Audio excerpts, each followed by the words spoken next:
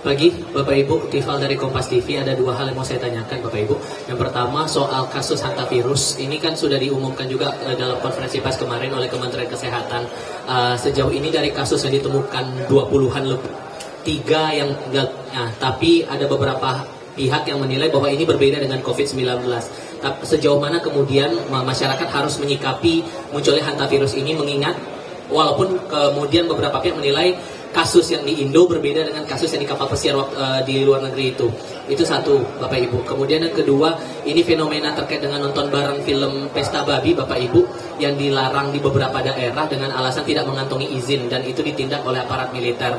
Dari beberapa aktivis HAM menilai bahwa ini melanggar hak asasi orang untuk berkesenian dan berekspresi. Sejauh mana DPR menanggapi larangan nonton bareng itu? Apakah ada hal yang dirasa tidak sesuai fakta dari film dokumenter itu yang membuat akhirnya tidak boleh ada nonton bareng itu? Terima kasih Bapak Ibu. Terkait dengan virus hantavirus, semua stakeholder sebaiknya untuk mengantisipasi dan melakukan mitigasi, jangan sampai kemudian nanti menganggap hal ini hal yang tidak perlu diantisipasi dan dimitigasi, kemudian menjadi luas dan melebar dan terjadi hal yang tidak diinginkan dan menjadi seperti yang terjadi di waktu terjadi di COVID. Jadi apapun hal-hal yang kemudian virus-virus yang nantinya bisa meluas dan melebar atau tercemar dengan mudah, ya sebaiknya sudah diantisipasi dari awal. Pintu-pintu yang memang harus dicegah ya sebaiknya dicegah sehingga jangan sampai meluas tanpa diantisipasi. Dan karena hari ini baru pembukaan sidang di DPR, nanti tentu saja komisi yang terkait kami akan minta untuk meminta penjelasan dari stakeholder yang terkait untuk melakukan pencegahan atau antisipasi terkait dengan hal tersebut. Kemudian terkait dengan nobar yang sekarang sedang menjadi pembicaraan, memang yang saya dengar bahwa isi atau judul dari film tersebut tentu saja sensitif, dan apa isi dan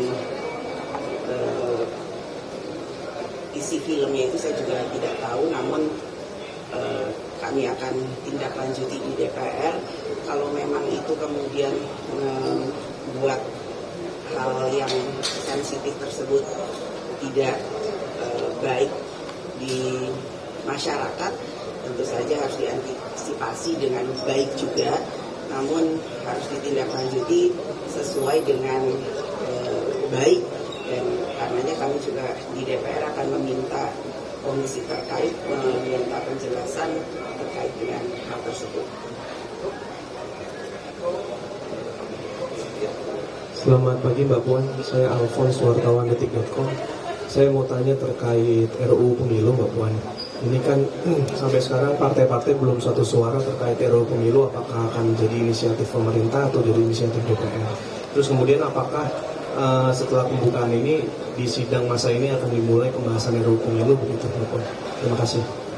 Dari masa sidang yang lalu-lalu terkait dengan RUU Pemilu, kami semua partai sudah melakukan pembicaraan seperti yang saya sampaikan, informal ataupun formal, dengan para ketua umum, dengan semua teman-teman untuk bisa melakukan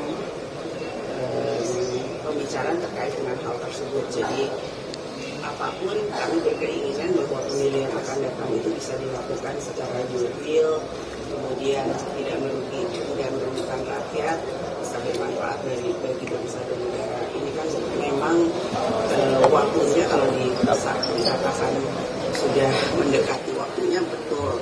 Namun bagaimana yang terbaik untuk rakyat adalah yang paling kami utamakan. Jadi kita akan terus melakukan pembicaraan sebaik-baiknya, informal dan formal. Ini terakhir soal ratusan WNA yang diamankan terkait terkait judi online gitu kan. Ini kan kita tahu ya Bu, sebenarnya kebanyakan markasnya ada di luar negeri, tapi sekarang sudah bergeser ke Indonesia. Dari DPR melihatnya bagaimana? Apakah juga perlu ada pengetatan pengawasan imigrasi begitu? Ya, kita harus melakukan antisipasi, jangan sampai kemudian kalau kemudian ada pihak-pihak yang berkeinginan menjadikan Indonesia sebagai tempat persinggahan atau sebagai tempat utama judi online, tentu saja itu jangan sampai terjadi, karena itu pengetatan atau antisipasi terkait dengan hal itu ya harus dilakukan bukan hanya sekarang tapi secara berkala. Jadi hal ini penting karena ini juga untuk menjaga jangan sampai ini menjadi semakin luas dan melebar.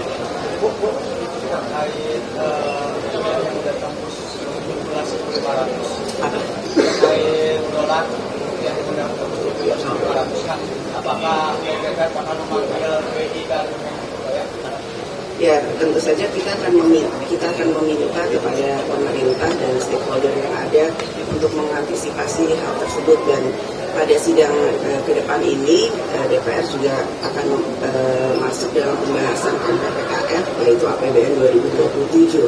Karena itu juga termasuk dalam mengantisipasi APBN dan fiskal yang akan datang. Bagaimana dengan situasi global ini kan juga bukan hanya Indonesia, ini terkait dengan situasi global, apa yang akan dilakukan oleh pemerintah termasuk dengan BI.